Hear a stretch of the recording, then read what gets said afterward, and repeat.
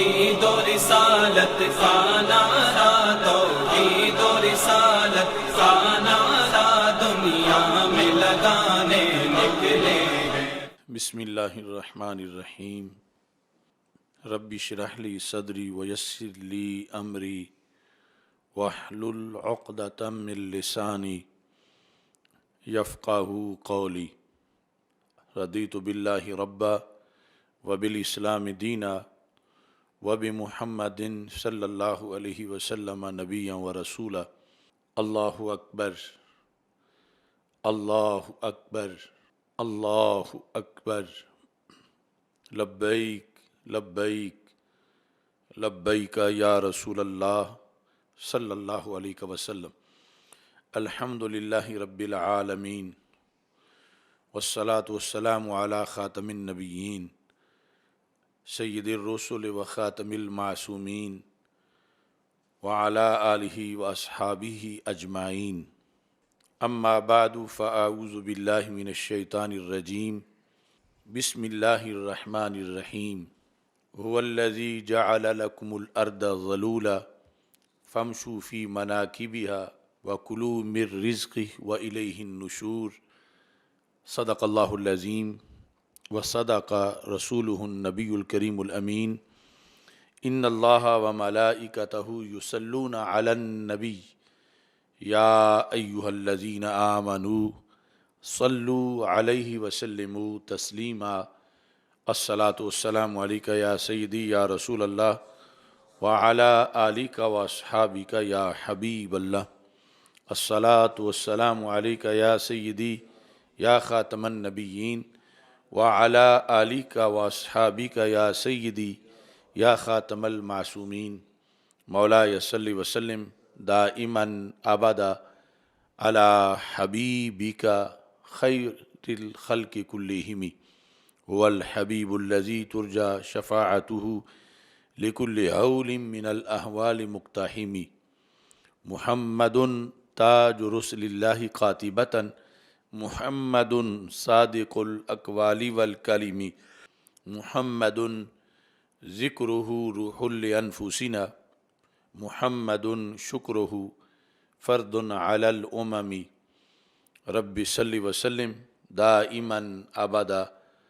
علی حبیبک خیر الخلق کلہم۔ خدایا بحق بنی فاطمہ کہ برقول ایماں کنی خاتمہ، اگر دعوتم رد کنی ور قبول، منو دستو دامان آل رسول صلی اللہ علیہ وسلم۔ اللہ تبارک و تعالی جل جلالہ وعم نوالہ واتم برہانہ وعظم شانہ وجل ذکرہ وعز اسمہ کی حمد و ثنا، اور حضور سرور کائنات مفخر موجودات زینت بزم کائنات دستگیر جہاں غم گسار زماں سید سروراں حامی بے کساں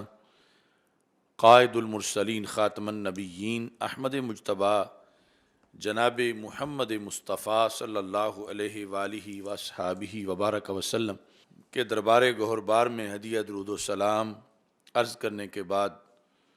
السلام علیکم ورحمۃ اللہ وبرکاتہ۔ رب ذوالجلال کے فضل اور توفیق سے تحریک لبیک یا رسول اللہ صلی اللہ علیہ وسلم اور تحریک صراط مستقیم کے زیر اہتمام 29ویں سالانہ فہم دین کورس کا سلسلہ جاری ہے۔ مرکز صراط مستقیم تاج باغ لاہور کے اندر حضرت سیدنا شاہ جلال رحمہ اللہ تعالی ریسرچ سینٹر میں آج اس کورس کے سلسلہ میں ہماری گفتگو کا موضوع ہے رزق میں اضافے کے اسباب۔ میری دعا ہے خالق کائنات جل جلالہ سب کے رزق میں اضافہ فرمائے، اور خالق کائنات جل جلالہ پاکستان کو، عالم اسلام کو خوشحالی عطا فرمائے اور رزق کی فراوانی عطا فرمائے۔ مختلف کورسز میں اسلامی معیشت کے لحاظ سے ہمارے متعدد موضوعات پہلے منظر عام پہ آ چکے ہیں، ایک بڑا اہم پروگرام گوجرانوالا میں ہم نے فہم دین کانفرنس میں پاکستان کی معیشت کے لحاظ سے بھی کیا، جس میں آیات کے ذریعے یہ دعوت دی کہ پاکستان کی پالیسی اگر ان آیات کی روشنی میں بنائی جائے تو معیشت کے سارے مسائل حل ہو سکتے ہیں۔ یہ علیحدہ بات ہے کہ حکمرانوں نے یا ارباب بست و کشاد نے اس طرف توجہ نہیں کی، لیکن ایک جامع اس حیثیت کا موضوع ہم نے قوم کے سامنے پیش کیا تھا۔ ہر بندہ چاہتا ہے کہ اس کے رزق میں اضافہ ہو، اور رزق میں اضافے کی تمنا ناجائز بھی نہیں۔ رزق میں اضافہ شرعاً پسند بھی ہے، مطلوب بھی ہے۔ قرآن مجید برہان رشید میں سورہ جمعہ کے اندر رب ذوالجلال فرماتا فَإِذَا قُضِيَتِ الصَّلَاةُ فَانتَشِرُوا فِي الْأَرْضِ، کہ جب نماز ادا کر دی جائے تو زمین میں پھیل جاؤ، وَابْتَغُوا مِنْ فَضْلِ اللَّهِ، اور زمین میں پھیل کر اللہ کے فضل کو تلاش کرو۔ یعنی مسجد میں بیٹھے ہوئے لوگوں کو مسجد سے باہر بھیجا جا رہا ہے حکم قرآنی میں، اور انہیں کہا جا رہا ہے کہ جاؤ باہر اللہ کا فضل تلاش کرو۔ حالانکہ مسجد مرکز فضل ہے، اور یقیناً مسجد میں آنے سے فضل ملتا ہے، لیکن شریعت یہ چاہتی ہے کہ امت مسلمہ کے افراد اپنی معیشت کا بھی خیال کریں۔ تو یہاں وابتغوا من فضل اللہ سے مراد ہے کہ رزق تلاش کرو، کاروبار حیات جو جائز ذرائع ہیں ان کے ذریعے رزق حاصل کرو۔ تو شریعت میں طلب رزق باقاعدہ حکم خداوندی ہے، اور اتنے اہم موقع پر کہ جب لوگ نماز ادا کر چکے ہیں، ایک بڑی عبادت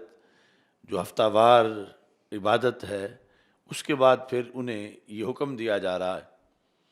اور ایسے ہی سورہ ملک میں اللہ تعالیٰ کا فرمان ہے هو الذی جعل لکم الارض ذلولا، کہ وہ اللہ وہ ہے کہ جس نے تمہارے لیے زمین کو مسخر کیا، یعنی زمین کے رستوں میں چلنا تمہاری قدرت میں رکھا کہ تم چل سکو، راہیں زمین کے اندر بنائیں کہ تم سفر کر سکو، اور سفر کرنا تمہاری بساط میں ہو۔ فَامْشُوا فِي مَنَاكِبِهَا، تو پھر جب اللہ نے رستے تمہارے لیے زیر کیے ہیں تو تم زمین کے رستوں میں چلو۔ وَكُلُوا مِن رِزْقِهِ، اور پھر اللہ کا رزق کھاؤ، یعنی سفر کرو، رزق کماؤ، رزق کھاؤ۔ قرآن مجید برہان رشید میں باقاعدہ طور پر یہ امت کا سلیبس ہے، اور یہ کوئی معیوب چیز نہیں طلب رزق، بلکہ اس کے فضائل ہیں، اور رزق حلال اور کسب حلال کے لحاظ سے شریعت مطہرہ میں بڑی حوصلہ افزائی کی گئی ہے۔ اب آگے اس موضوع میں ایک اصولی بحث ہے، قبل اس کے کہ ہم یہ اسباب بیان کریں کہ رزق بڑھتا کیسے ہے، چونکہ یہ تو ہر بندے کو جب جائز بھی ہے اور پھر اس کی ضرورت بھی ہے، تو ہر بندہ چاہتا ہے کہ ہمیں کوئی ایسا فارمولہ بتایا جائے کہ رزق بڑھ جائے، اور شریعت میں ایسے فارمولے کثرت سے موجود ہیں۔ یعنی ایک تو معاشرے میں کچھ لوگوں نے گھڑے ہوئے راتوں رات کروڑ پتی بننے کے، مگر شریعت کے وہ قطعی فارمولے ہیں، اور ان پر چلنے میں اجر و ثواب بھی ہے، اور ساتھ رزق میں اضافہ بھی ہے۔ ہر بندہ یہ چاہتا ہے کہ پتہ چلے کہ ہم کیسے اپنا رزق بڑھا سکتے ہیں۔ تو اس بحث میں آنے سے پہلے ہمیں یہ سوچنا ہے کہ رزق کا جو معاملہ ہے، اس میں کیا رزق اور دین کا آپس میں کوئی باہمی رشتہ ہے کہ جو بندہ دیندار ہو اس کو زیادہ ملے،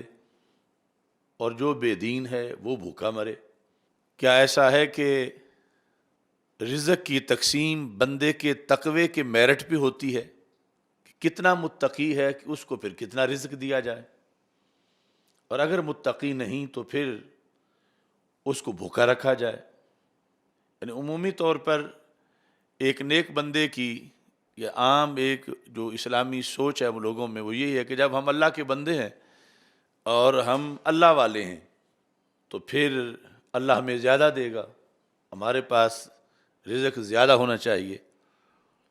اور جب دوسری طرف کفار ہیں، وہ اللہ کو مانتے ہی نہیں، تو ان کے پاس رزق نہیں ہونا چاہیے یا تھوڑا ہونا چاہیے۔ اور پھر جو کلمہ پڑھنے والے ہیں ان میں آگے جو درجہ بندی ہے رزق کی، اس کی بیس کیا ہے؟ تو یہ ساری چیزیں قرآن و سنت سے مان کے ہی ایک بندہ نفس مطمئنہ کے ساتھ زندگی بسر کر سکتا ہے۔ یعنی کوئی یہ کہے کہ میرا زور بازو ہے کہ میں کروڑ پتی ہونا چاہیے، میں سمجھدار بڑا ہوں اور مجھے کاروبار کا طریقہ بڑا آتا ہے، لہذا میرا تو حق بنتا ہے کہ میں کروڑ پتی بنوں، دوسرے کا نہیں بنتا۔ یا کوئی کہے کہ میں چونکہ تہجد بھی پڑھتا ہوں، نماز پنجگانہ بھی پڑھتا ہوں، تو میرا حق بنتا ہے کہ میں کروڑ پتی بنوں۔ یعنی یہ کئی سوچیں جو ہیں ان کو آیات اور احادیث کے ذریعے سے ذرا اپنی اپنی جگہ پہ لانے کی ضرورت ہے۔ پھر شرعی طور پر جو رزق کا فلسفہ ہے اس پر بندہ مطمئن ہو کر اللہ کے فیصلے کے مطابق وہ زندگی بسر کر سکتا ہے۔ یعنی کتنا ہی سمجھدار کیوں نہ ہو، جب رب اسے ایک حد تک رکھنا چاہتا ہے تو اسے راضی ہو جانا چاہیے کہ میں اس پہ راضی ہوں جس پہ مجھے اللہ نے رکھا ہوا ہے، اگرچہ فلاں جس کی صلاحیتیں مجھ سے تھوڑی ہیں اس کا رزق زیادہ ہے، تو یہ اللہ کی مرضی ہے کہ اللہ نے اسے زیادہ دے دیا ہے، مجھے تھوڑا دے دیا ہے، تو میں اللہ تعالیٰ کے فیصلے پر احتجاج نہ کروں بلکہ میں اللہ کے فیصلے پر راضی ہو جاؤں۔ یا ایک یہ ہے کہ فلاں تو کافر ہے، مرتد ہے، قادیانی ہے، ہندو ہے، سکھ ہے، بدعقیدہ ہے، اس کے باوجود اس کے پاس زیادہ ہے تو یہ اللہ کی مرضی ہے، اس میں اس کا تو کوئی کمال نہیں، لیکن اللہ کے فیصلوں کو میں چیلنج نہیں کر سکتا، اور مجھے میرے رب نے اگر اس کو یہ پسند ہے کہ میں اس حد تک رہوں تو میں پھر اللہ کی رضا پر راضی ہوں، اور اس پر مجھے شکوہ نہیں کرنا چاہیے۔ اور اس طرح پھر یعنی یہ دنیا میں رزق کی ضرورت تو ہے مگر یہ عارضی جگہ ہے، اصل میں پالیسی ایسی ہونی چاہیے کہ آگے دائمی زندگی کے لیے انسان کے لیے کوئی مشکل نہ بنے، اور دائمی زندگی میں اس کے لیے بہاریں ہوں، دائمی زندگی میں اس کے لیے زیادہ خوشحالیاں ہوں، دائمی زندگی میں اس کے لیے اللہ کی طرف سے زیادہ انعامات ہوں۔ تو شرعی طور پر رزق جو ہے اس کا مدار اللہ کی تقسیم پر ہے، اللہ قاسم رزق ہے، یعنی یہ کسی کا زور بازو نہیں کہ وہ چھین کے لے لے۔ اللہ تبارک و تعالیٰ نے قرآن مجید برہان رشید میں اس چیز کو فائنل بیان کیا ہے، اور یہ تقدیر اور ایمان کا معاملہ ہے، اس پر ایمان جو ہے وہ پکا ہونا چاہیے۔ مومن کا اعتقادی جو معاملہ ہے اس میں یہ چیز بھی بہت اہم ہے۔ مثلا 25ویں پارے میں اللہ تعالیٰ ارشاد فرماتا ہے، سورہ زخرف کے اندر اللہ فرماتا ہے نحن قسمنا بینہم معیشتہم فی الحیات الدنیا، ہم نے لوگوں کے درمیان دنیا کی زندگی میں معیشت کو تقسیم کیا، ہم نے تقسیم کیا، اور تقسیم میں کیا سب کو ایک جتنے پیسے دیے؟ اللہ فرماتا وَرَفَعْنَا بَعْضَهُمْ فَوْقَ بَعْضٍ دَرَجَاتٍ، ہم نے بعض کا درجہ معیشت میں بعض سے بلند رکھا۔ یعنی ہر جگہ جو ناداری ہے ضروری نہیں کہ اس نادار کی سستی کی وجہ سے ہو یا غفلت کی وجہ سے ہو یا اس کے نکمے یا نکھٹو ہونے کی وجہ سے ہو، یعنی کبھی تو یہ بھی اس میں سبب بنتا ہے، لیکن ایک اللہ کا اپنا نظام ہے۔ تو خالق کائنات جل جلالہ فرماتا ہے وَرَفَعْنَا بَعْضَهُمْ فَوْقَ بَعْضٍ دَرَجَاتٍ، ہم نے بلند کیا بعض کو بعض پر مالی درجے میں،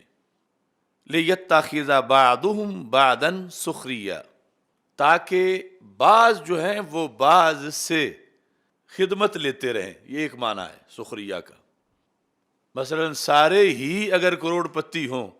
تو پھر کٹائی کون کرے، بجائی کون کرے، پسائی کون کرے، روٹی کی پکائی کون کرے؟ سارے نواب ہیں، تو پھر کوئی کسی کی بات ہی نہ سنے، کوئی کسی کے کام کی طرف توجہ ہی نہ کرے۔ اب بعض کو بعض پر فضیلت دی کہ جن کے پاس پیسے نہیں وہ دوسرے کی بات تو سنے،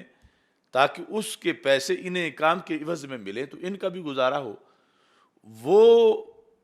بھی محتاج رہے، یہ بھی محتاج رہیں۔ یعنی وہ اگرچہ سونے کے محل میں بیٹھا مگر سونا اس نے کھانا تو نہیں، کھانا تو روٹی ہی ہے، اور روٹی کے روٹی بننے تک کا جو مراحل ہیں اس میں بہت سے لوگوں کا دخل ہے۔ تو اللہ تبارک و تعالی فرماتا ہے کہ یعنی یہ جو بعض کو رزق زیادہ دیا بعض کو کم دیا، اس کا یہ مطلب نہیں کہ سب کو زیادہ پورا نہیں آ سکتا۔ اللہ کے خزانوں میں کوئی کمی نہیں، وہ تو سب کو ہی کروڑ پتی بنا سکتا ہے، ارب پتی بنا سکتا ہے، سب کو سونے کے محلوں میں بٹھا سکتا ہے۔ لیکن پھر جو نظام کائنات چلنا ہے اس میں خود ان لوگوں کے لیے مسائل پیدا ہونے والے ہیں، اور اللہ جو ہے وہ عاقبت امور جانتا ہے۔ تو خالق کائنات جل جلالہ نے یہ واضح کر دیا کہ رزق ہم نے تقسیم کیا اور بعض کو بعض سے زیادہ ہم نے دیا، اور اس کے پھر کئی مقاصد ہیں، اس کی کئی حکمتیں ہیں۔ اور اس کے ساتھ دوسرے مقام پر سورہ نحل میں خالق کائنات جل جلالہ کا فرمان ہے، آیت نمبر 71 ہے، وَاللَّهُ فَضَّلَ بَعْضَكُمْ عَلَى بَعْضٍ فِي الرِّزْقِ، اللہ نے تم میں سے بعض کو بعض پر رزق میں بڑائی عطا کی ہے۔ اللہ نے تم میں سے بعض کو بعض پر رزق میں بڑائی عطا کی ہے۔ مثلا جو جائز سورسز ہیں، ایک کاشتکار کے 20 ایکڑ گندم ہے، دوسرے کی بھی 20 ایکڑ گندم ہے، یعنی ابھی وہ چوری ڈاکے کرپشن والے معاملات کی بات نہیں ہے، تو ایک کی 20 ایکڑ سے 20 بوریاں ہوتی ہیں، دوسرے کی 20 ایکڑ سے جو ہے وہ 80 بوری ہوتی ہے یا 100 بوری ہوتی ہے، تو یہ اللہ کی تقسیم ہے۔ اللہ فرماتا ہے کہ واللہ فضل بعضکم علی بعض فی الرزق۔ اب اس میں دوسرا پہلو جو ہے وہ اپنی جگہ ایک حقیقت ہے کہ یہ ہے کہ محنت برابر ہو، کھاد برابر ہے، پانی برابر ہے، سب کچھ برابر ہے، اور پھر بھی تفاوت ہے پیداوار میں۔ اور اگر ایک جو ہے اس نے بجائی لیٹ کی ہے، اس نے پھر پانی نہیں دیا اور اس کے بعد بھی اس نے لاپرواہی کی ہے، تو وہ تو علیحدہ معاملات اس میں شمار ہو جاتے ہیں۔ لیکن یہ ہے کہ جب شریعت یعنی قرآن یہ کہہ رہا ہے کہ کوئی سارا ہی ایک دوسرے کے برابر ہر لحاظ سے اس میں زرخیزی بھی ہے، زمین کے اندر محنت بھی ہے، اس کے باوجود اللہ تعالیٰ فرماتا ہے کہ یہ ہو سکتا ہے کہ ہم بعض کو بعض پر رزق میں برتری دے دیں، اور اس کی حکمتیں اللہ جانتا ہے، اور جس کا قرآن مجید برہان رشید کے اندر خالق کائنات جل جلالہ نے ذکر کیا، اور پھر اس میں یہ مومن کے لیے رکھا کہ جب اس بندے نے محنت میں کوئی کسر نہیں چھوڑی، اس نے پورا زور بازو لگایا، وقت پہ کاشت کیا، پھر پیرا بھی دیا، سب کچھ کیا،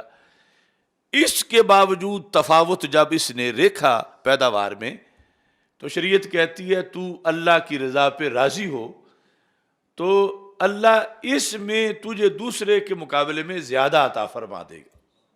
یعنی یہ جو میں نے شروع میں تمہید میں بات کی کہ رزق اور بندے کا دین،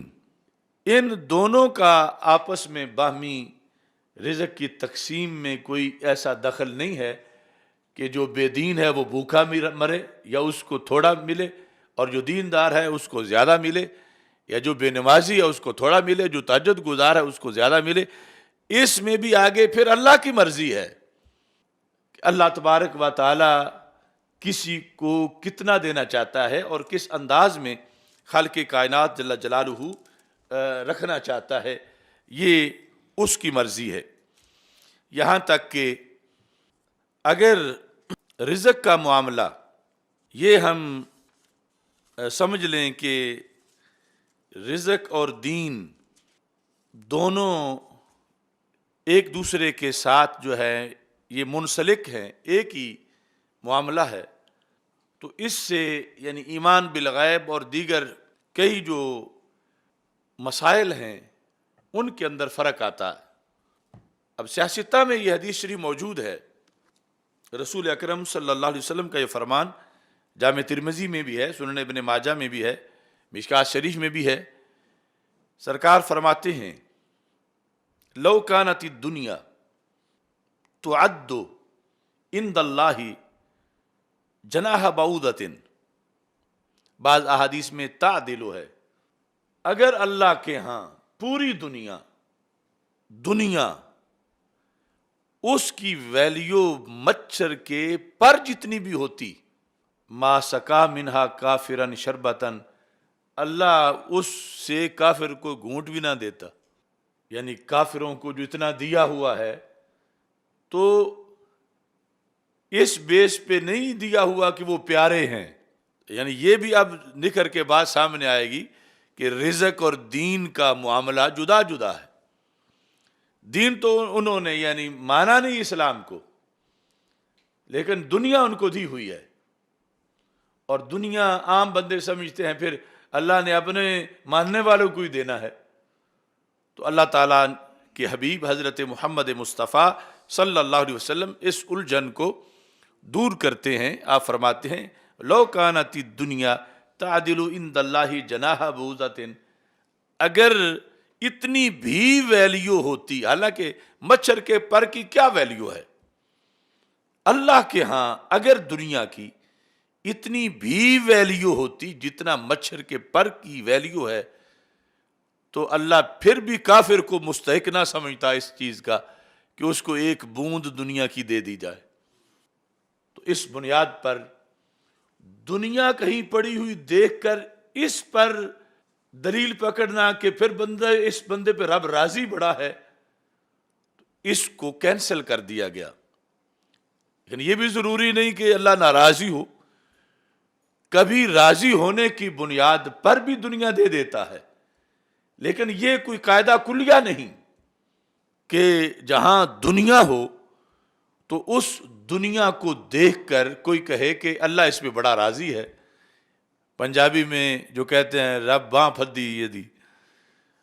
اگرچہ وہ کتنا بڑا ظالم ہو، کرپٹ ہو، چور ہو، ڈاکو ہو، صرف اس کے پاس پیسہ دیکھ کر۔ تو یہ معیشت اور رزق کے مسئلے پر بھی یعنی اسلام کو سمجھنا بہت سنجیدگی کے ساتھ بندے کو سمجھ آ سکتی ہے۔ ہمارے آقا صلی اللہ علیہ وسلم نے واضح کر دیا کہ رزق اور دین ان کا کوئی ایسا آپس میں کنیکشن نہیں ہے کہ اگر بندہ دیندار ہے تو پھر ضرور وہ کروڑ پتی ہوگا۔ ہو سکتا ہے دیندار تو ہے، سچا ہے، لیکن اللہ کے ہاں اس کے لیے کئی آزمائشیں ہیں اور اس میں ناداری بھی ہے، اور یہ بھی ہو سکتا ہے کہ سچا ہے تو پھر کروڑ پتی بھی ہو، لیکن یہ بھی ہو سکتا ہے کہ سچا نہیں ہے کافر، ہے مرتد، لیکن رب ذوالجلال نے اس کو دولت دے رکھی ہے۔ چونکہ دولت کا ہونا یہ دلیل نہیں کہ اس کے پاس سچائی ہے۔ اس چیز کو واضح کر دیا کہ اگر مچھر کے پر جتنا بھی دنیا کا مقام ہوتا، یعنی اتنی گری ہوئی دنیا چیز ہوتی، مچھر کے پر جتنی بھی ویلیو ہوتی، تو اللہ پھر بھی یہ کافر کو نہ دیتا۔ تو جی دے رکھی ہے تو پتہ چلا کہ دنیا کو دیکھ کر دلیلیں نہ محض بناتے رہو، اور بھی بہت سے امور ہیں کہ جن کو پیش نظر رکھا جائے گا۔ ایسے ہی سید عالم نور مجسم شفیع معظم صلی اللہ علیہ وسلم کے اور بھی فرامین ہیں۔ مثلا مسند امام احمد بن حنبل میں اور بہقی کی شعب ایمان میں،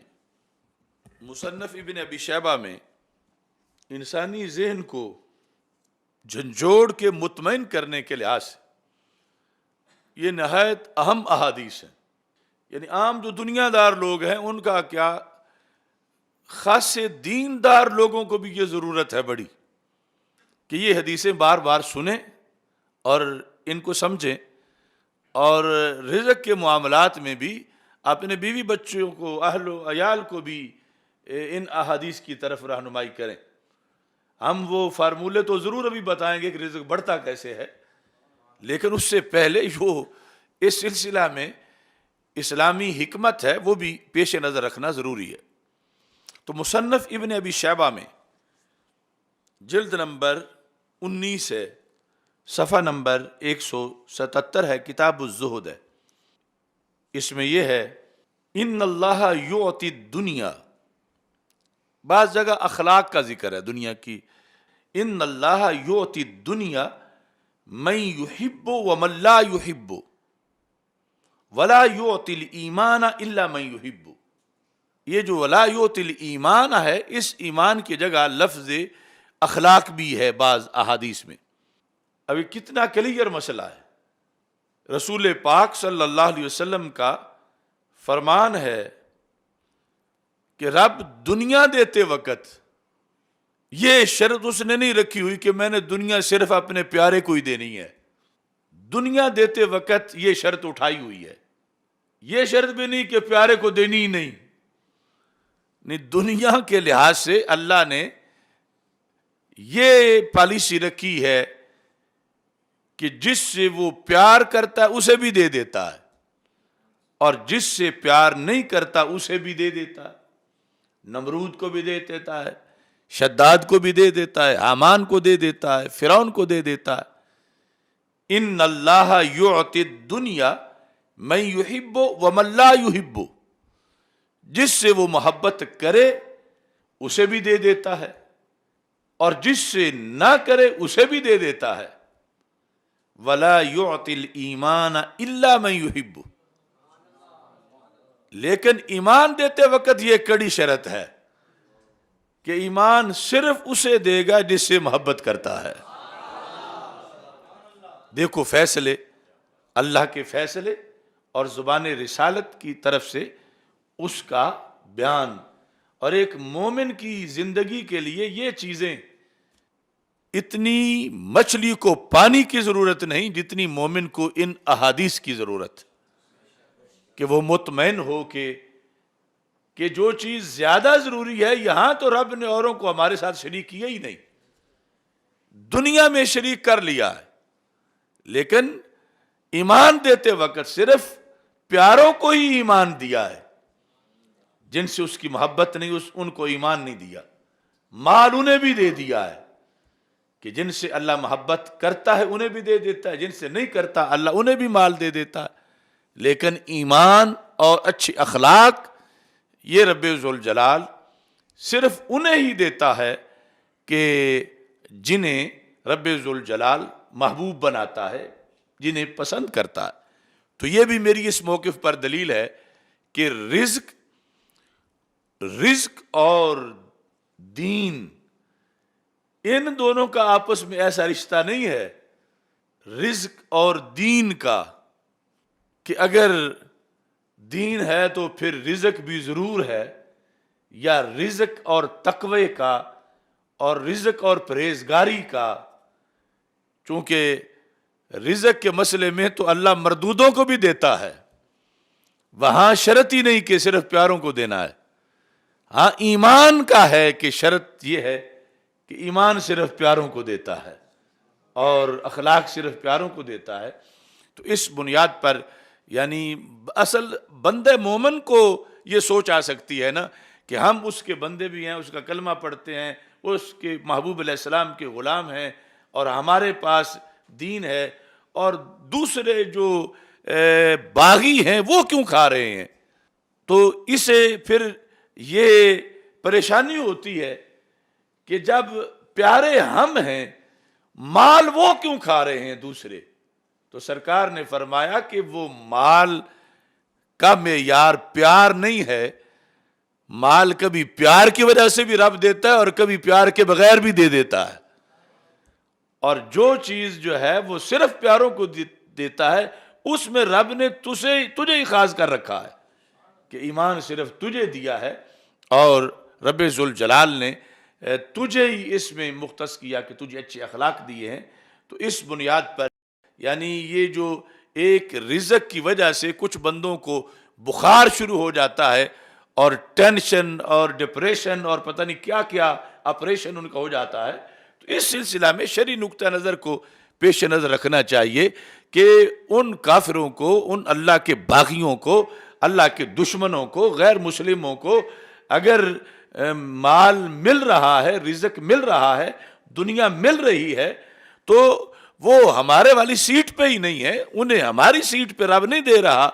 انہیں تو وہ چیز رب دے رہا ہے کہ رب جہاں محبت دیکھے بغیر بھی دے دیتا ہے،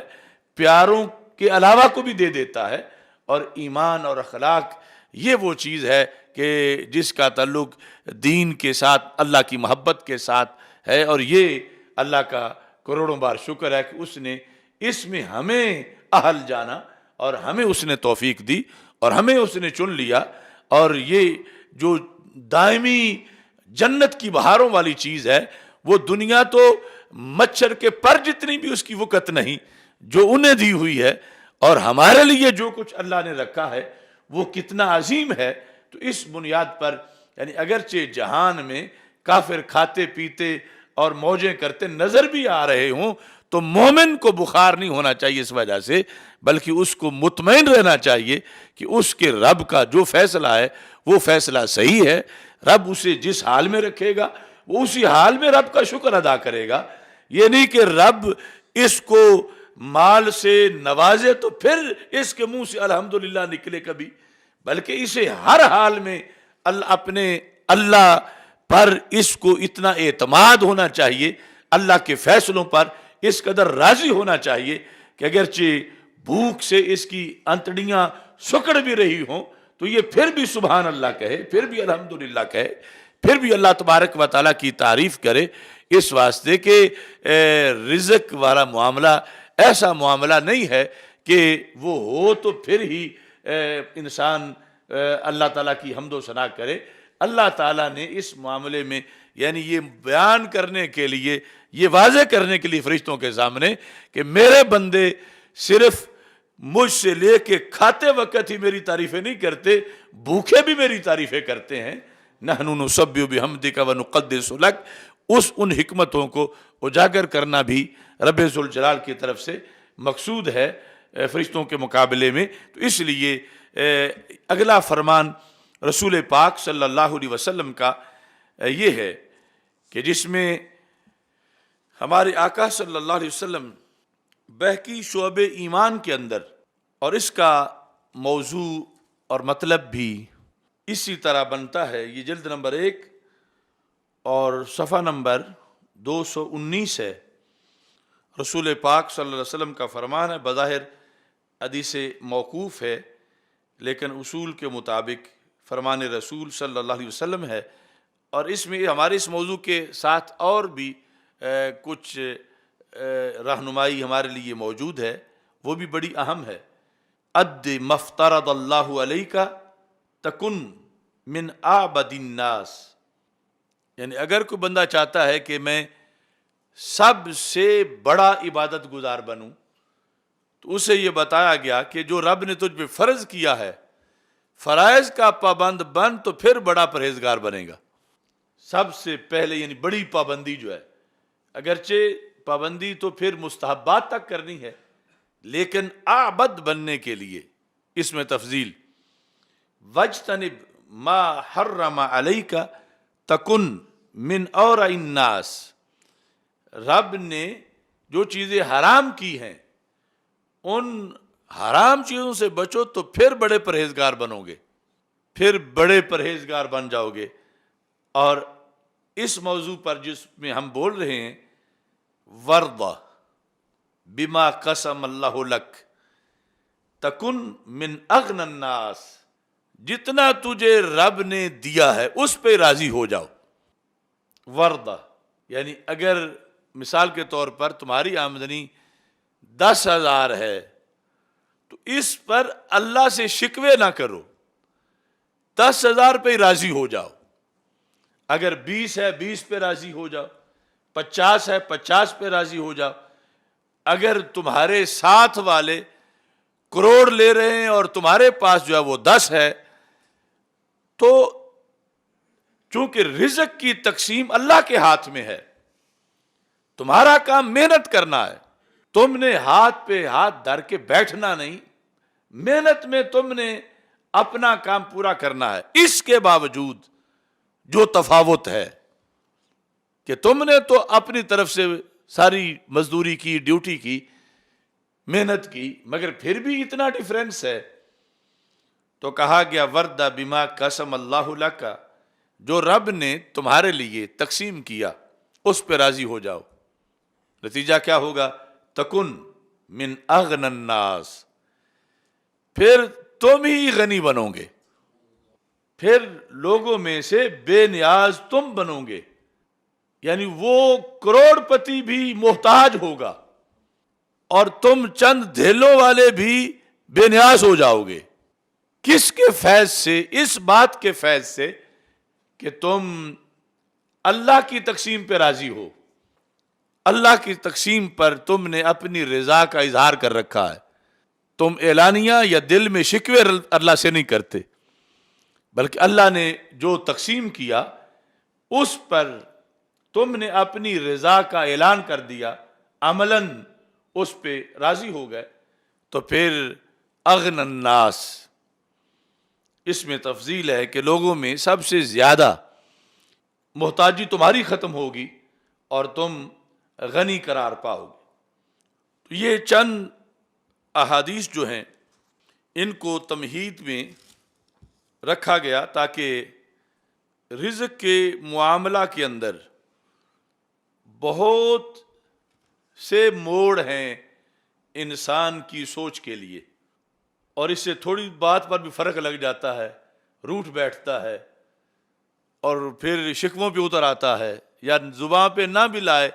تو اپنے دل میں اپنے آپ کو کوستا رہتا ہے، اسی چنگے مسلمان ہیں، ساڑھے نال انج پہ ہوندا ہے۔ تو اس بنیاد پر یہ جو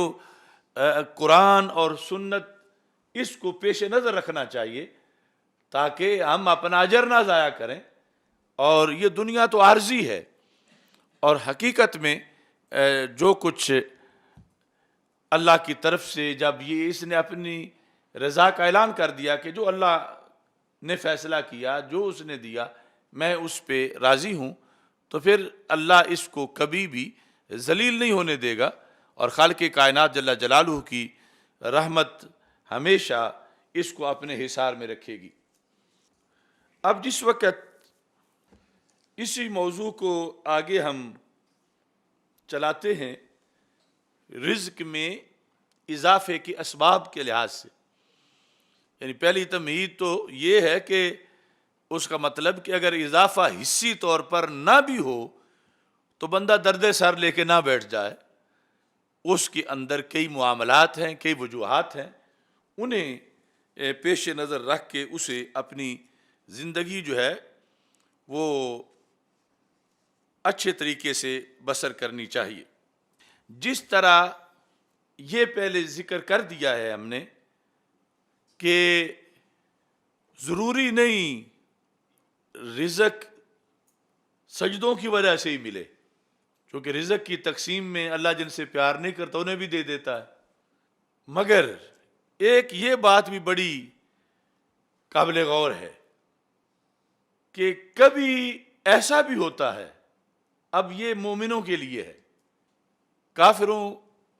کو تو وہ اس کلاس کے اسٹوڈنٹ نہیں، مومنین کے لیے یہ بھی ہے کہ رزق میں کمی کبھی بطور سزا بھی ہوتی ہے. ایک تو یہ آ گیا نا کہ بطور سزا نہیں ہوتی، ویسے اللہ کی تقسیم ہے، اس نے تھوڑا کسی کو دیا، کسی کو زیادہ دیا. چونکہ رزق کا معاملہ ایسا نہیں ہے کہ جو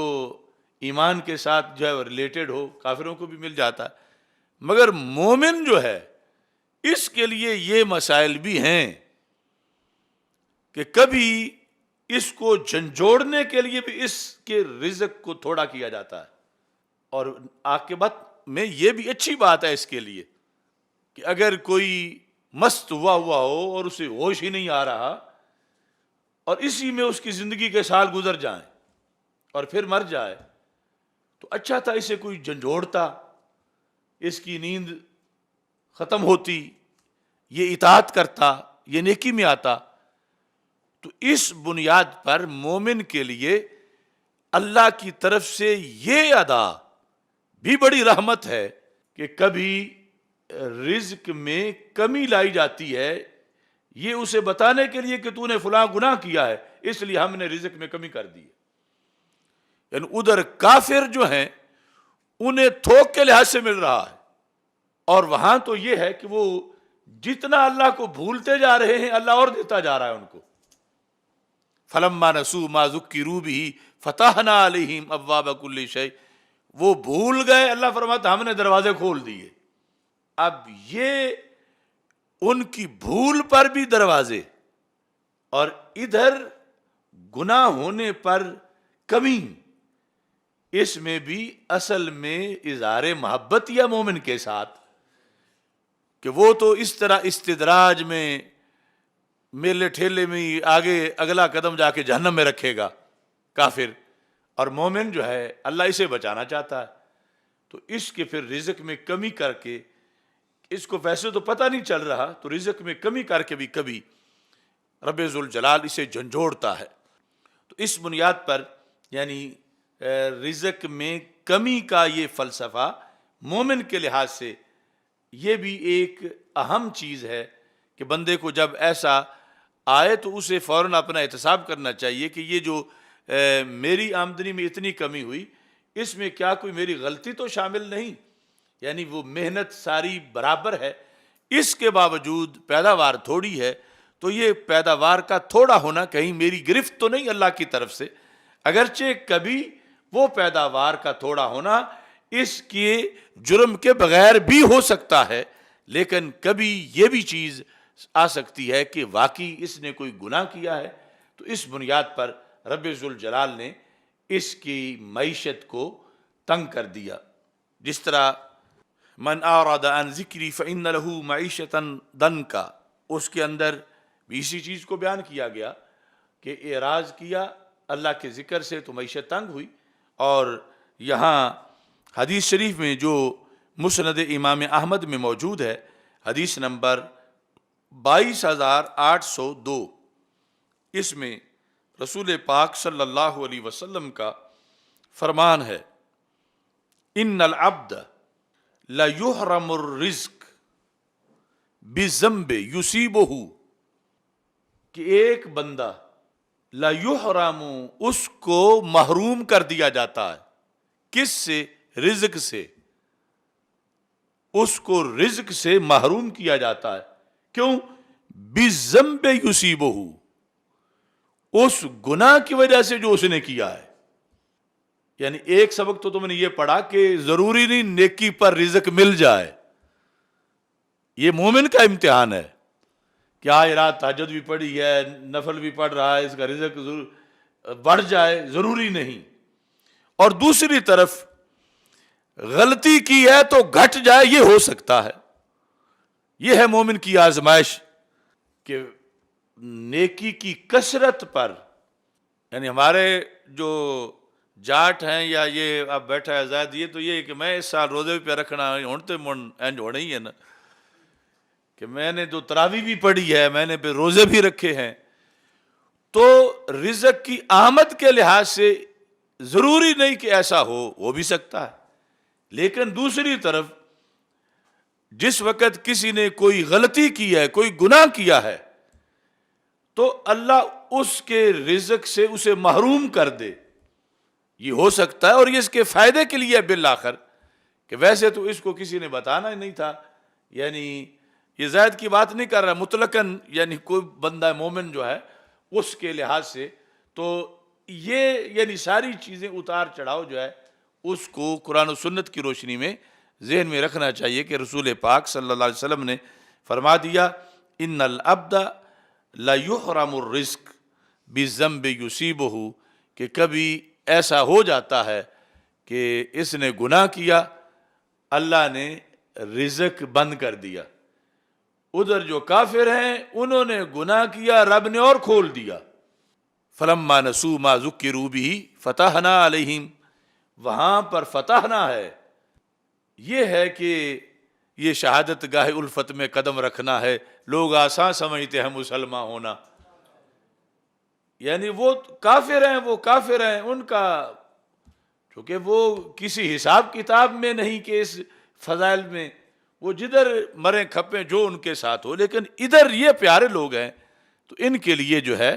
وہ قدم قدم پہ آزمائشیں ہیں اور اس طرح کے معاملات ہیں. اب یہاں پر رزق کے جو اسباب ہیں جن کی بنیاد پر اضافہ ہو رزق میں، ان میں سے سب سے پہلے جو قرآن و سنت میں جس کا تذکرہ ہے وہ ہے استغفار،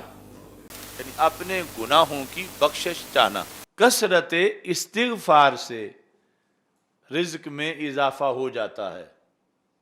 اب اس کے اوپر پھر اللہ کی حکمت موجود ہے، یعنی وہ اس کے لیے اضافہ بہتر سمجھتا ہے یا اس کو اسی حال میں رکھنا چاہتا ہے. لیکن جو ذرائع ہیں ان میں سے ایک بڑا ذریعہ یہ ہے کہ بندہ استغفار کی کثرت کرے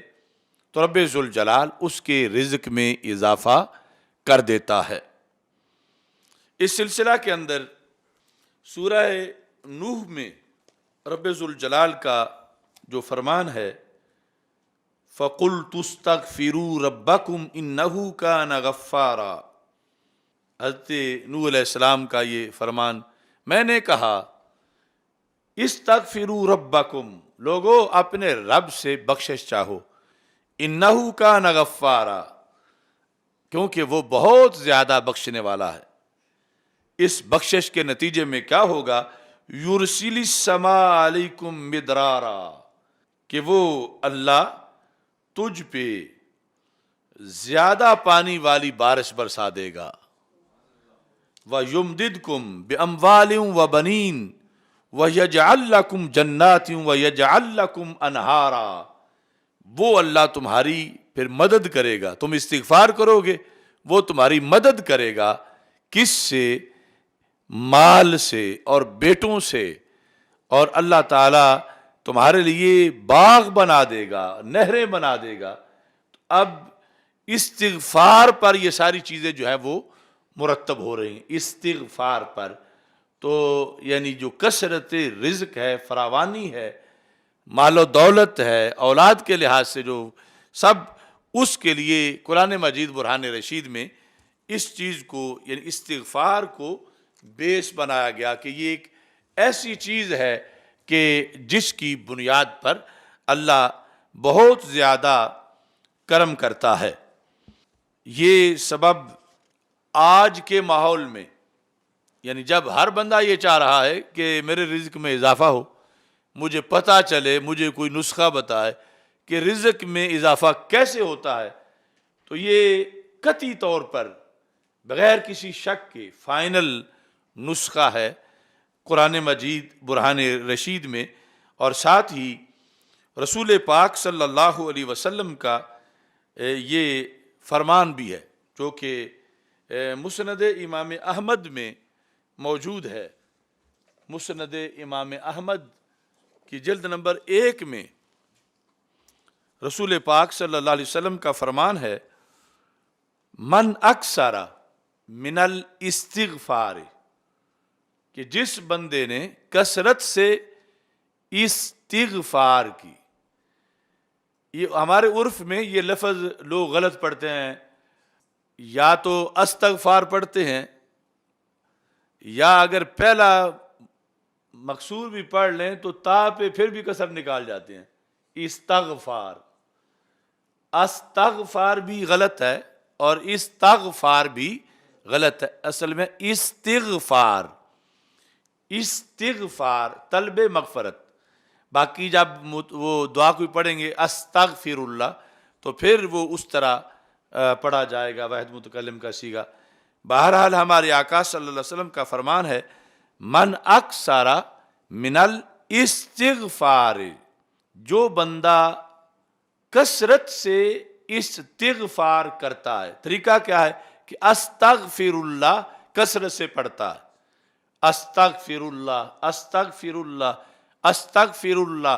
یعنی اس کا معنی سمجھتے ہوئے زبان پر یہ لفظ لاتا ہے۔ ایک ہے محض خیال میں ہونا، مقصد یہاں ہے تلفظ کرنا، یعنی زبان سے پڑھنا، زبان سے بولنا۔ اگرچہ اللہ دلوں کے بھید بھی جانتا ہے، مگر شرعی طور پر جو تقاضا ہے وہ یہ ہے کہ زبان سے اس کا تلفظ کرنا، اور اس کا جامع طریقہ استغفر اللہ کہنا ہے۔ تو میرے آقا صلی اللہ علیہ وسلم فرماتے ہیں جعل اللہ لہ من کل ہم فرجا، جو کثرت سے استغفار کرتا ہے اللہ اس کا ہر غم مٹا دیتا ہے۔ جعل اللہ لہ من کل ہم، ہر قسم کا غم، خواہ وہ رزق کا ہے، خواہ وہ اولاد کا ہے، خواہ وہ علم کے لحاظ سے ہے، وہ کوئی اور مصیبت ہے، کوئی بھی پریشانی ہے، جعل اللہ لہ من کل ہم فرجا۔ فراجا کا مطلب ہے نکلنے کی جگہ، اللہ اس کے لیے رستہ بنا دیتا ہے، اللہ اس کو بھنور سے نکال دیتا ہے۔ رب ذوالجلال جو ہے اس کو ان حالات سے بری کر دیتا ہے۔ وَمِن كُلِّ ضَيْقٍ مَخْرَجًا، اور ہر تنگی سے اللہ اس کے لیے ایگزٹ جگہ بنا دیتا ہے جہاں سے وہ نکل سکے، مخرج اس کے لیے بنا دیتا ہے۔ وَرَزَقَهُ مِنْ حَيْثُ لَا يَحْتَسِبُ، اور اللہ اس کو وہاں سے رزق دیتا ہے جہاں سے اس نے کبھی سوچا بھی نہیں تھا۔ کس بیس پہ؟ استغفار پہ، کہ اس نے استغفر اللہ، استغفر اللہ یہ کثرت سے پڑھا، استغفر اللہ اس نے اپنا ورد بنایا، استغفر اللہ اس نے اپنا وظیفہ بنایا، استغفر اللہ وہ کثرت سے پڑھتا رہا، تو اس کے لیے یہ فوائد ہیں کہ مشکلیں حل ہو جائیں گی، مصیبتوں سے نجات ملے گی، اور جب ہر طرف سے اس کے ارد گرد راہیں بند کر دی لوگوں نے تو اللہ اس کا رستہ بنا دے گا، اور پھر وَرَزَقَهُ مِنْ حَيْثُ لَا يَحْتَسِبُ، اللہ اسے رزق دے گا، اور کمال یہ ہے کہ وہاں سے جہاں سے کبھی سوچا بھی نہیں تھا۔ یعنی ویسے عمومی طور پر ایک بندہ پلاننگ کرتا رہتا ہے کہ میں یہ کام کروں مجھے یہاں سے اتنا رزق ملے، میں یہ کروں مجھے یہاں سے اتنا رزق ملے، تو اس وظیفے کا یہ کمال ہے کہ اسے وہاں سے مل جائے گا جہاں اس نے کبھی سوچا بھی نہیں تھا۔ یعنی ایک جگہ کا بارے میں وہ سوچ رہا ہے، جب سے اس نے ہوش سنبھالا ہے 20 سال اس کو ہو گئے ہیں سوچتے ہوئے کہ مجھے اس جگہ سے رزق ملے گا، تو پھر بھی نہیں مل رہا، لیکن اس وظیفے سے 20 سال میں 1 منٹ بھی خیال نہیں آیا تھا کہ اس جگہ سے ملے گا، تو اللہ وہاں سے اس کو دے دے گا۔ یہ تو اس کی کامل قدرتیں ہیں۔ تو یعنی اس آج کے جو افزائش رزق کے اسباب ہیں، اس کے لحاظ سے یہ سارے سامعین کو وظیفہ ہم سنت سے بتا رہے ہیں۔ اکڑو مکڑو کے جو وظیفے ہیں وہ چھوڑ دو، یہ قرآن و سنت کے جو وظائف ہیں ان کو جو ہے وہ پیش نظر رکھو کہ، اور پھر جہاں تک ایک پھر بھی اجازت کا تعلق ہوتا ہے تو میں اپنی طرف سے آپ سب کو اجازت بھی اس کی دے رہا ہوں کہ آپ اس کو پڑھیں، کثرت سے پڑھیں، اور میرے ساتھ ابھی مل کے پڑھیں استغفر اللہ استغفر اللہ استغفر اللہ استغفر اللہ، استغفر اللہ۔ اب اس پر آپ نے یہ ذہن میں رکھنا ہے کہ رسول پاک صلی اللہ علیہ وسلم نے یہ گارنٹی دی ہے کہ جو یہ پڑھے گا اس کی مشکلیں آسان ہوں گی، اور ہر مشکل کے لیے آسانی ہے، اور پھر ہر تنگی جو ہے وہاں سے نکلنے کا رستہ ہے، اور وہاں سے رب ذوالجلال رزق دے گا جہاں سے رزق ملنے کا کبھی سوچا بھی نہیں تھا۔ اللہ سب کو اس وظیفے کے ذریعے، اس ورد کے ذریعے رزق کی فراوانی عطا فرمائے۔ دوسرا سبب رزق میں اضافے کا وہ ہے تقوی۔ تقوی یعنی گناہوں سے بچنا، گناہوں سے اپنے آپ کو بچانا۔ تقوی کے بارے میں خود قرآن میں ہے وَمَن يَتَّقِ اللَّهَ يَجْعَلْ لَهُ مَخْرَجًا، کہ جو اللہ سے ڈرتا ہے اللہ اس کے لیے مخرج بنا دیتا ہے۔ مخرج نکلنے کی جگہ، کہ جب سب نے گھیر لیا تو اگر وہ بندہ اللہ سے ڈرتا ہے تو اللہ اس کے لیے، وہ اللہ پہ مکمل یقین رکھے، اللہ اس کے لیے نکلنے کی جگہ بنائے گا۔ آگے آیت میں ہے وَيَرْزُقُ مِنْ حَيْثُ لَا يَحْتَسِبُ، وہاں تھا رازق کا ماضی، یہاں مضارع ہے آیت میں وَيَرْزُقُ مِنْ حَيْثُ لَا يَحْتَسِبُ، اور اللہ تبارک و تعالیٰ اسے وہاں سے رزق دے گا جہاں سے اس نے کبھی خیال بھی نہیں کیا تھا۔ تو یہ ہے تقوی کی بنیاد میں رزق کے اندر اضافہ۔ قرآن مجید برہان رشید میں یہ بھی ہے وَلَوْ أَنَّ أَهْلَ الْقُرَىٰ آمَنُوا وَاتَّقَوْا لَفَتَحْنَا عَلَيْهِمْ بَرَكَاتٍ مِّنَ السَّمَاءِ وَالْأَرْضِ، اگر بستیوں والے ایمان کے بعد متقی بن جائیں تو پھر کیا ہوگا؟ اللہ فرماتا ہے ہم ان کے لیے کھول دیں برکتیں آسمانوں سے بھی زمینوں سے بھی۔ تو تقوی کے جہاں دیگر بہت سے فوائد ہیں، یہ اضافہ رزق بھی نص قرآنی سے اس کا ایک فائدہ ہے جو متعدد نصوص کے اندر جو ہے اس کو بیان کیا گیا ہے۔ اس کے ساتھ جو ہے وہ تیسرا سبب وہ ہے توکل۔ رزق میں اضافے کا نسخہ پہلا ہے استغفار، دوسرا ہے تقوی، اور تیسرا ہے توکل۔ توکل کی جان ہے یہ فرمان اللہ کا وَمَن يَتَوَكَّلْ عَلَى اللَّهِ فَهُوَ حَسْبُهُ، کہ جو اللہ پر توکل کر لیتا اللہ اس کے لیے کافی ہے۔ توکل کرے تو صحیح، جو اللہ پر توکل کر لے اللہ اس کے لیے کافی ہے۔ رسول پاک صلی اللہ علیہ وسلم نے ارشاد فرمایا لو انکم توکلتم علی اللہ حق توکلہ، یعنی یہ ہمارے لیے تھا کہ ہم نے تو کہنا تھا ہم سب کا توکل ہے تو، لیکن مسائل پھر بھی ہیں، تو سرکار نے پھر طریقہ بتایا کہ یہ دیکھو اس طرح توکل کرنا ہے۔ لو انکم توکلتم علی اللہ حق توکلہ، صرف لفظوں میں نہیں، اگر تم تقوی کا حق ادا کرو، اللہ پر بھروسہ کرنے کا، توکل کا حق، تو پھر کیا ہوگا؟ لَرَزَقَكُمْ كَمَا يَرْزُقُ الطَّيْرَ، تو اللہ تمہیں یوں رزق دے گا جیسے پرندوں کو دیتا ہے۔ یعنی تم توکل پورا کرو۔ اب اس میں مقیس علیہ پرندہ ہے کہ پرندہ جو جیسے توکل کرتا ہے ایسے کرو۔ پرندہ کیسے؟ فرمایا کہ تغدو خماسا وتروح بطانا، صبح اپنے گھونسلے سے نکلتا ہے تو خالی پیٹ ہوتا ہے، اس کی پوٹ جو ہے وہ خالی ہے، لیکن شام کو بھر کے ہی آتا ہے، اور نکلتا جو ہے اس وقت یہ نہیں کہ وہ ڈیلی ویجز پر ہے لگا ہوا، یا اس کی کوئی منتھلی تنخواہ ہے، سیلری ہے اس کی، یا اس کا کوئی بینک بیلنس ہے، یا اس کا کوئی کاروبار حیات ہے، یا اس نے کہا کہیں جا کے دکان کے غلے پہ بیٹھنا ہے، اس کا آسرا صرف اللہ کی ذات ہے،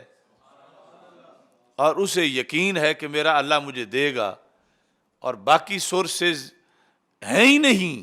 تو رسول پاک صلی اللہ علیہ وسلم فرماتے ہیں تم بھی اس کی طرح توکل کر کے دیکھ لو، یعنی باقی چیزوں کو ذہن سے نکال کر صرف اللہ پر توکل کرتے ہوئے، تو پھر فرمایا کہ رب ذوالجلال جو ہے وہ تمہاری بھوک نہیں رہنے دے گا، تمہیں ضرور دے گا، توکل کر کے تم دیکھو۔ اور ساتھ ہی رسول پاک صلی اللہ علیہ وسلم کا یہ فرمان ہے، منن کاتا اللہ، منن کاتا، یہ طبرانی موجم اوسط میں ہے، منن کاتا اللہ، جو سارے سہارے چھوڑ کے اللہ کی طرف ہو گیا، منن قاطع اللہ، جو منقطع ہو کر ہر کسی سے، امریکہ سے، ورلڈ بینک سے، چودھریوں نوابوں وڈیروں سے، ہر کسی سے منقطع ہو کر، منن قاطع اللہ کفاہ اللہ کل مؤنۃ ورزقہ من حیث لا یحتسب، فرمایا جو اللہ کے در پہ بیٹھ گیا، اللہ والا ہو گیا، پورا بھروسہ فکس اس نے کر لیا، تو فرمایا کہ اللہ اس کے لیے کافی ہے، اس کے سارے خرچے اللہ پورے کرے گا۔ اور یہاں بھی وہ لفظ ہیں وَرَزَقَهُ مِنْ حَيْثُ لَا يَحْتَسِبُ، اور اللہ اسے وہاں سے دے گا جہاں سے اس نے کبھی سوچا بھی نہیں تھا، یعنی اس کو کبھی سوچنے کی بھی تکلیف نہیں ہوئی ہوگی ماضی میں کہ 2 منٹ 4 منٹ کبھی زندگی میں یہ وقت نکالا ہو، اتنی بھی کوفت اس نے اس مسئلے میں نہیں اٹھائی ہوگی، اللہ تبارک و تعالیٰ اسے وہاں سے دے گا کہ جہاں سے اس نے کبھی سوچا بھی نہیں تھا۔ اور ساتھ ہی یہ لفظ بھی ہیں وَمَنٍ قَاطَ إِلَى الدُّنْيَا، اور جو لوگوں کے آسرے پہ ہو گیا، جس نے لوگوں کو امیدگاہ بنایا ہوا ہے کہ فلاں مجھے دے گا، فلاں مجھے دے گا، فلاں مجھے دے گا، سرکار فرماتے ہیں وَكَلَهُ اللَّهُ إِلَيْهَا، اللہ پھر انہیں لوگوں کے سپرد کر دیتا کہ اب انہیں سے لو۔ تو اس بنیاد پر یہ جو تیسرا طریقہ ہے رزق میں اضافے کا، جو ہر کسی کو آج درکار ہے، تو وہ طریقہ ہے توکل۔ اور توکل کی بنیاد پر یہ ہمارے پاس اور کوئی راتوں رات کروڑ پتی بننے والی سکیم نہیں، مگر کروڑوں سکیم میں کروڑ پتی بنانے والی جو ہیں وہ ہیچ ہیں ان فرامین کے سامنے جو قرآن و سنت میں ہمارے لیے ہمارے اللہ اور ہمارے رسول صلی اللہ علیہ وسلم نے ہمیں عطا فرما رکھا ہے۔ چوتھے نمبر پر رزق میں اضافے کا ایک طریقہ یہ ہے کہ جو پاس ہے وہ اللہ کے راستے میں خرچ کرو تو اور اگائے گا اور زیادہ اگے گا۔ یہ اس کی علیحدہ ہدایات ہیں کہ ایسا نہ ہو کہ یوں سارا دے دو کہ پھر بھیک مانگنی پڑ جائے، لیکن اس کے طریقے کے مطابق جہاں عشر دینا ہے، جہاں زکوٰۃ دینی ہے، جہاں صدقہ خیرات کرنا ہے وہ کرو، تو اس کے نتیجے میں پھر اللہ تبارک و تعالی رزق میں اضافہ فرمائے گا۔ اس کے بھی بہت سے دلائل ہیں، اور انہی دلائل میں سے سورہ سبا میں ہے آیت نمبر 39، قل ان ربی یبسط الرزق لمن یشاء من عبادہ ویقدر لہ، کہ اللہ تبارک و تعالیٰ اپنے بندوں میں سے جس کا چاہتا ہے رزق بڑھا دیتا ہے اور جس کا چاہتا ہے رزق تنگ کر دیتا ہے۔ آگے وما انفقتم من شیء فہو یخلفہ، اس کے رستے میں جو تم خرچ کرو گے اس خرچ کی ہوئی چیز کی جگہ وہ اپنے فضل سے اور چیز لا دے گا۔ فہو یخلفہ، یعنی تمہاری طرف سے تو تم نے اٹھا کے فقیر کو دے دیا، لیکن اللہ وہ جگہ خالی نہیں ہونے دے گا جہاں سے تم نے مسکین کو دیا، یتیم کو دیا، فقیر کو دیا، کسی دینی کام میں دیا، بظاہر وہ پیسے گھٹ گئے، وہ جگہ خالی ہوئی، لیکن اللہ کے قرآن کا یہ فیصلہ ہے جس میں کبھی شک نہیں کیا جا سکتا، فَهُوَ يُخْلِفُهُ، اللہ تعالیٰ فرماتا ہے وہ اللہ اس جگہ کو بھر دے گا۔ اس جگہ اور چیز اس کا خلیفہ بنانا، جتنے پیسے تم نے دیے اس کی جگہ اور پیسوں کو بطور خلیفہ لے آنا۔ خلیفہ وہ ہوتا جو کسی کی جگہ پہ آئے، جانشین بنے، یعنی ہو سکتا ہے تم نے اٹھا کے 100 دیا، اللہ اس جگہ 1,00,000 لے آئے، اللہ اس جگہ 10,00,000 لے آئے، اللہ کے خزانوں میں کوئی کمی نہیں ہے۔ تو یہ قرآن نے رزق میں اضافے کا یہ بھی طریقہ بتا دیا کہ اگر نہیں بڑھ رہا تمہارا تو خرچ کر کے دیکھو، شریعت اور دین کے روشنی میں حق والوں کے لیے، جو مستحقین ہیں ان کے لیے خرچ کرو۔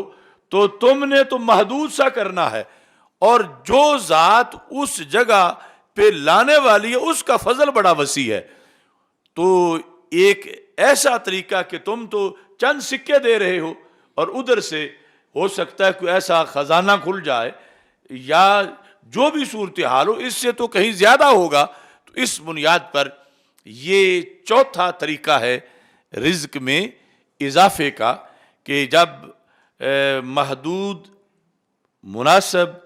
اور شریعت کے بتائے ہوئے طریقے کے مطابق اللہ کے راستے میں خرچ کیا جائے تو پھر وہاں کمی نہیں رہتی۔ اللہ اس جگہ پہ اور لاتا ہے رزق، اس جگہ کو بھرتا ہے، اور خالق کائنات پھر اپنی شان کے مطابق بھرتا ہے۔ تو اس طرح وہاں پھر رزق کے اندر مزید جو ہے وہ اضافہ ہو جاتا ہے۔ کتنے اسباب ہو گئے ہیں؟ 5ویں نمبر پر صلہ رحمی، یہ بھی رزق کے دروازوں کی بہت بڑی چابی ہے۔ یعنی جس کے رزق کے دروازے جام ہو گئے ہوں، کھلتے ہی نہ ہوں، تو صلہ رحمی کر کے دیکھے۔ صلہ رحمی سب سے پہلے تو یہ ہے کہ اپنے والدین سے حسن سلوک کرے، پھر جو باپ کی وجہ سے رشتہ داریاں ہیں یا ماں کی وجہ سے جو رشتہ داریاں ہیں، اور بالخصوص اپنے بہنوں بھائیوں کے ساتھ، یعنی وہ اپنا جو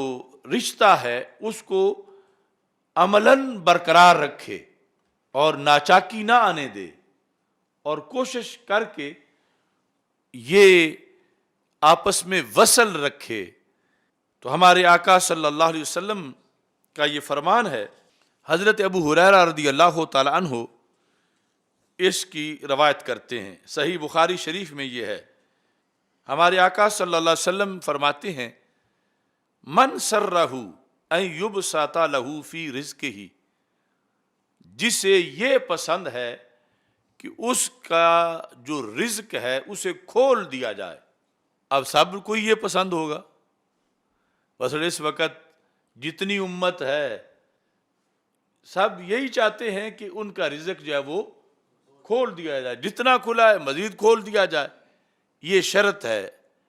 جسے یہ پسند ہے کہ اس کا رزق کھول دیا جائے، اور ساتھ جسے یہ پسند ہے کہ اس کی عمر لمبی کر دی جائے۔ وَإِن يُنْسَى لَهُ فِي أَثَرِهِ، اس کی عمر لمبی کر دی جائے، جسے یہ پسند ہے کہ اس کی عمر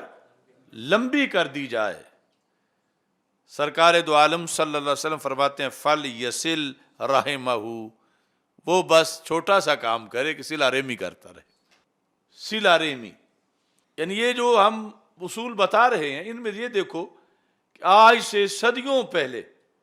ہمارے آقا صلی اللہ علیہ وسلم کے سامنے یہ سارے مسائل تھے کہ میری امت کی معیشت کا مسئلہ ہے، رزق کا مسئلہ ہے، روزگار کا مسئلہ ہے۔ جہاں نفل، نماز، روزہ، حج، زکوٰۃ یہ چیزیں دیں، تو وہاں معیشت کا مسئلہ بھی سامنے رکھا، اور معیشت کے مسئلے کا حل پیش کیا، اور حل پیش کیا مفت میں پیش کیا، اور یہ کہ حل کے وقت بھی کوئی پیسہ نہیں لگتا۔ یعنی دروازہ کھولنا ہے رزق کا، اور چابی فری دے دی، اور پھر آگے وہ چابی کو حرکت دینے میں کوئی یہ نہیں کہ کوئی ٹنوں وزن اٹھانا ہے تو پھر چابی نے جنبش کرنی ہے۔ یہ رحمت ہے رسول پاک صلی اللہ علیہ وسلم کی، اور ہمہ جہت رحمت ہے، اور یہ اسلام کی عظمت ہے، اور یہ اس امت کے لیے برکت ہے کہ رسول اکرم نور مجسم شفیع معظم صلی اللہ علیہ وسلم نے رزق ہر مسئلہ، اب ویسے تو یہ ہے کہ یہ ایک دنیا داری ہے، لیکن سرکار نے دنیا داری کا جو سٹیرنگ ہے وہ دین کے ہاتھ میں دے دیا ہے، اور اب یہ پرہیزگاری ہے۔ اس کے لحاظ سے اب ایک معاشرے کو کنٹرول کرنے کے لحاظ سے ان کو یہ ہے کہ اس میں اب کتنا حسن ہے کہ بیٹا اپنے باپ کی خدمت کر رہا ہے، بیٹا اپنی ماں کی خدمت کر رہا ہے، بیٹا اپنے چچے کی ادب کر رہا ہے، اپنے ماموں کا ادب کر رہا ہے، پھوپھی کا ادب کر رہا ہے، خالہ کا ادب کر رہا ہے۔ یہ کر کیوں رہا ہے؟ یعنی اس کو بتایا گیا کہ اور بھی بہت کچھ ہے، اس سے تیرا رزق بھی بڑھ جائے گا۔ یعنی تو جو ہاتھ پاؤں مارتا ہے کہ تنگی ہے، تو اس تنگی کی فراخی کے لیے یہ ہے کہ طریقہ، یعنی ایک ہوتا ہے نا کہ انسانی بدن میں کہیں درد ہے تو مالش کہاں سے کرنی ہے کہ وہ درد ٹھیک ہو جائے، تو ہمارے آقا صلی اللہ علیہ وسلم طبیب انسانیت ہیں، اور اس میں یعنی یہ بندے کا ایک بڑا مسئلہ ہے۔ اور ٹھیک کہاں سے ہو رہا ہے کہ ٹھیک جو ہے اپنے گھر کے اندر ہی یہ سارا بندوبست موجود ہے۔ اس واسطے دنیا کا کوئی فلاسفر، کوئی لیڈر ایسا نہیں ہے کہ جس کی باتیں رسول پاک صلی اللہ علیہ وسلم کے فرامین کے کروڑویں حصے تک بھی پہنچتی ہوں کہیں جا کے۔ یعنی سرکار اس قدر جامع فرما گئے ہیں، اور اتنا وسیع طریقے سے ہر بیماری کو نوٹ کر کے ہر مشکل حل کرنے کے لیے اپنے غلاموں کو ہمہ جہت نوازنے کے لیے کون ہے کس کا آقا جس نے اپنے غلاموں کے لیے اتنا سوچا ہو جتنا ہمارے آقا صلی اللہ علیہ وسلم سوچتے رہے۔ وہ حبیب پیارا تو عمر بھر کرے فیض و جود ہی سر بسر، ارے تجھ کو کھائے تپے سکر تیرے دل میں کس سے بخار ہے۔ یعنی آج بھی جو اس طرح کی بے وفائیاں کرنے والے لوگ ہیں ان کو دیکھنا چاہیے کہ رسول پاک صلی اللہ علیہ وسلم نے کتنی جامع شریعت دی، اور پھر یہ جو لبرل ٹولہ ہے اور یہ سوشلزم اور کمیونزم والے یہ لوگ ہیں، ان کو پتہ ہی نہیں کہ رسول پاک صلی اللہ علیہ وسلم اہتمام کتنا کر گئے ہیں، اور کس حد تک امت کے مسائل کو آپ نے اس وقت محسوس کیا، اور پھر ہر مسئلے کا آپ نے خود جواب بھی ارشاد فرمایا ہے۔ تو کتنے طریقے ہو گئے رزق میں اضافے کے؟ 5۔ تو میرا خیال ہے یہ کافی طریقے ہیں، اگر ان میں سے ایک بھی کوئی پکا کر لے تو انفرادی طور پر جب معیشت کے مسائل حل ہوں گے تو ملکی طور پر بطریق اولا ہو جائیں گے۔ تو بہرحال چھٹا طریقہ جو ہے اس پر ہم بات کو ختم کرتے ہیں۔ چھٹا طریقہ یہ ہے کہ پے در پے حج و عمرہ کرتے رہنا۔ پے در پے حج و عمرہ، یعنی حج و عمرہ کا یہ فائدہ کہ گناہ جھڑتے ہیں، وہ تو ہے ہی، یقیناً جھڑتے ہیں، لیکن حج و عمرہ کا یہ بھی فائدہ کہ اس سے بندے کی معیشت صحیح ہوتی ہے، بندے کا رزق بڑھتا ہے، بندے کے رزق میں اضافہ ہوتا ہے۔ المتابعہ بین الحج والعمرہ، یعنی پے در پے حج کیا پھر عمرہ کیا پھر عمرہ کیا یا حج کیا، یہ جو ہے آنا جانا اللہ کے رسول صلی اللہ علیہ وسلم کے پاس اور اللہ کے گھر میں، یہ بھی ایک ایسی چیز ہے کہ جس سے حصی طور پر بھی مسلمانوں کو فائدہ ہوتا ہے۔ اب ایک تو سوچ ہے نا کہ وہاں جانے سے ملتا کیا ہے، اور شریعت کہتی ہے اور جو کچھ ملتا ہے وہ تو اپنی جگہ پیسے بھی مل جاتے ہیں، یعنی در رسول علیہ السلام پر جائیں تو معیشت کا مسئلہ، خانہ کعبہ جائیں تو معیشت کا مسئلہ بھی حل ہوتا ہے۔ اس سلسلہ میں رسول پاک صلی اللہ علیہ وسلم کا فرمان جامع ترمذی میں موجود ہے۔ ہمارے آقا صلی اللہ علیہ وسلم فرماتے ہیں تابعوا بین الحج والعمرہ، حج عمرہ کا پروسیس جاری رکھو، یکے بعد دیگرے یہ کرتے ہی رہو۔ کیوں؟ فإنہما ینفیان الفقر والذنوب کما ینفی الکیر خبث الحدید والذہب والفضہ۔ فرمایا یہ دونوں، انہما دونوں، ینفیان، بندے سے دو چیزوں کی نفی کر دیتے ہیں، بندے کے ساتھ دو چیزیں یہ نہیں رہنے دیتے، حج اور عمرہ دونوں، حاجی اور معتمر کے ساتھ دو چیزیں نہیں رہنے دیتے. کون سی؟ الفقر والذنوب. نہ بھوک رہنے دیتے ہیں نہ گناہ رہنے دیتے ہیں. بھوک اور گناہ، ناداری اور گناہ. یعنی یہ جو لنڈے کے دنیا دار ہیں، کہتے ہیں کہ اسلام میں جو معیشت کا وہ مسئلہ حل نہیں ہوتا، اسلام میں دنیا داری کا کوئی طریقہ نہیں ہے. یعنی اسلام تو عبادت میں بھی ساتھ اس پہلو کو اجاگر کر رہا ہے کہ جہاں گناہ جھاڑنے کی بات ہو رہی ہے وہاں فقر اور ناداری کو دور کرنے کی بھی بات ہو رہی ہے. اور یہ باقاعدہ سبب بتایا جا رہا ہے کہ رسول پاک صلی اللہ علیہ وسلم نے فرمایا کہ یہ کام تم کرتے رہو. اس میں اب الٹی ہی چال چلتے ہیں دیوان گان عشق، آنکھیں بند کر لیتے ہیں دیدار کے لیے. ویسے تو مہنگائی میں عمرے حج پہ جائیں تو پیسے لگتے ہیں، لیکن شریعت کہتی ہے کہ پیسے ملتے ہیں، کہ اس سے تمہارا جو فقر ہے کہ جو ہے وہ یہ صورتحال کے گناہ بھی جھڑتے ہیں اور ساتھ جو ہے وہ یہ ہے کہ فقر ناداری بھی جو ہے وہ دور ہوتی ہے. تو اصل فلسفہ رزق کا جو تمہید میں ہم نے رکھا اس کو سمجھتے ہوئے یہ 6 اصول ہیں. اور یہ 6 نہیں کہ 6 پر ہی ختم، اگر مزید شریعت کا مطالعہ کریں تو پتہ نہیں کتنے اصول اور بھی ہمیں سامنے نظر آئیں. لیکن ہمیں آج کے معاشرے کے اندر دین کی احیاء کے لیے کہ لوگ ہاتھ پاؤں مارتے پھر رہے ہیں اور گندگیوں میں،